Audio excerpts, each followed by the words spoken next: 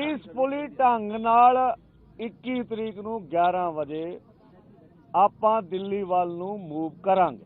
दोनों फोरमों की अब चर्चा होने के बाद ये फैसला लिया गया है कि जो सरकार ने प्रपोजल दिया है उस प्रपोजल की अगर उसे नाप तोल किया जाए तो उसमें कुछ नजर नहीं आ रहा। अगर इसको ध्यान से देखेंगे तो माननीय मंत्री जी कल ये बता रहे थे कि सरकार अगर एमएसपी की गारंटी दालों के ऊपर देती है तो हमारा 1.5 लाख करोड़ रुपया हमारी जेब से खर्च होगा, हमारे बजट के ऊपर वेट पड़ेगा। और इसी के बराबर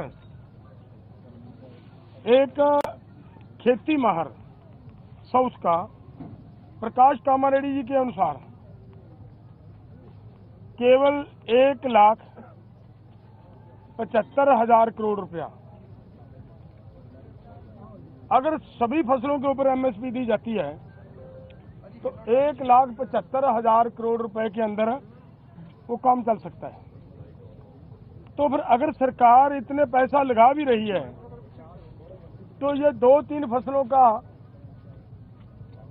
बिकने की व्यवस्था बनाए और बाकी किसानों को ऐसे छोड़ दिया जाए, ये हमें उचित नहीं लग रहा।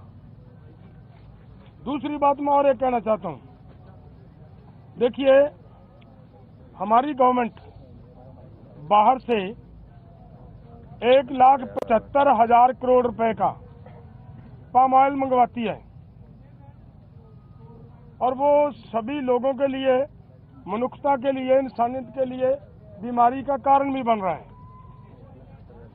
फिर भी उसे मंगवाया जा रहा है। अगर यही पैसा देश के किसानों को तेल बीज फसलें उगाने के लिए और उनके ऊपर एमएसपी की घोषणा करे सरकार और उसके ऊपर खरीदी की गारंटी बनाए सरकार, तो 1,75,000 करोड़ से उधर के पैसे इधर आ सकते हैं।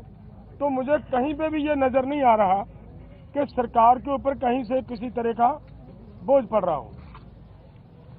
अगली बात मैं ये कहना चाहता हूं कि जो मैंने कहा कि इसे अगर ध्यान से देखेंगे, स्टडी करेंगे तो इसमें कुछ नजर नहीं आ रहा।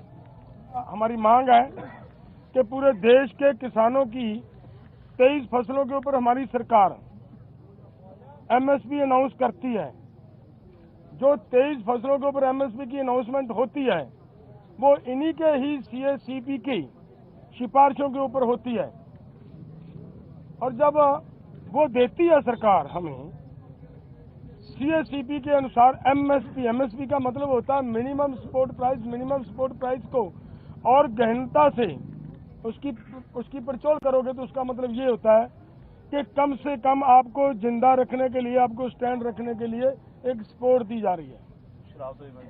आपके लिए कोई भी उसमें इनकम देने वाली चीज कोई नहीं है उसमें, और वो भी देते हैं जब, और उसके ऊपर भी सारी फसलों की अगर हम ये मांगते हैं कि जितनी आप कम से कम भी दे रहे हो भाई उतनी तो बिक जाए, हमारी उस रेट पे तो बिक जाए, और उसके लिए भी वो गारंटी का कानून ना दें तो इसका मतलब देश का किसान इसी तरह लूटता जा रहे, तो वो हमें स्वीकार नहीं है।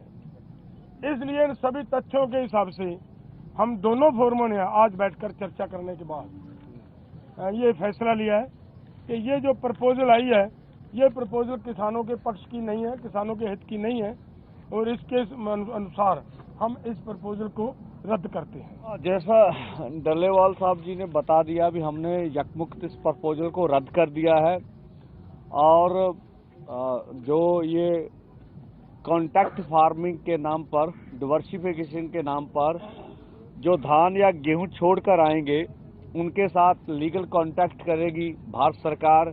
उसमें ऐसा आ रहा था, तो जो बात थी भी अगर पहले से कोई सरसों बीज रहा है और वो उससे नहीं निकला, उसका कुछ नहीं मिलने वाला। जो पैसे पहले से ही ये दालें वगैरह जो बोल रहे हैं वो बीज रहा तो इस कैटेगरी में नहीं आएगा। हाँ, जो धान या गेहूं को छोड़ेगा वो इस कैटेगरी में आएगा। तो ये अनाउचित हमें बातें नजर आई। तो हमारी मांग जो ही वही है कि सरकार एमएसपी गारंटी कानून 23 फसलों के ऊपर बना के दे, और जो फसलें रह जाएंगी उसके ऊपर स्टडी करने के बाद सभी फसलों के ऊपर हमें जो है एमएसपी लीगल गारंटी का कानून चाहिए। ਪੀਸਫੁਲੀ ਢੰਗ ਨਾਲ 21 ਤਰੀਕ ਨੂੰ 11 ਵਜੇ ਆਪਾਂ ਦਿੱਲੀ ਵੱਲ ਨੂੰ ਮੂਵ ਕਰਾਂਗੇ। ਅਸੀਂ ਸਰਕਾਰ ਨੂੰ ਅੱਜ ਵੀ ਅਪੀਲ ਕਰਦੇ ਆਂ, ਕੱਲ ਵੀ ਕਰਦੇ ਆਂ ਵੀ ਐਡਾ ਵੱਡਾ ਦੁਨੀਆ ਦਾ ਅੰਦੋਲਨ ਆ, ਉਹ ਟੇਬਲ ਤੇ ਬਹਿ ਕੇ ਸਾਡੇ ਮਸਲੇ ਕਰਦੇ ਹੱਲ। ਇੱਕ ਜਾਂ ਸਾਨੂੰ ਪੀਸਫੁਲੀ ਢੰਗ ਨਾਲ ਬੈਰੀਕੇਡ ਹਟਾ ਕੇ ਦਿੱਲੀ ਜਾਣ ਦੇਵੇ। ਹੁਣ ਇਹ ਦੋਵੇਂ ਕੰਮ ਨਹੀਂ ਹੁੰਦੇ, ਸਾਡੀ ਮਜਬੂਰੀ ਆ ਨਾ, ਅਸੀਂ ਫਿਰ ਅੱਗੇ ਵਧੀਏ।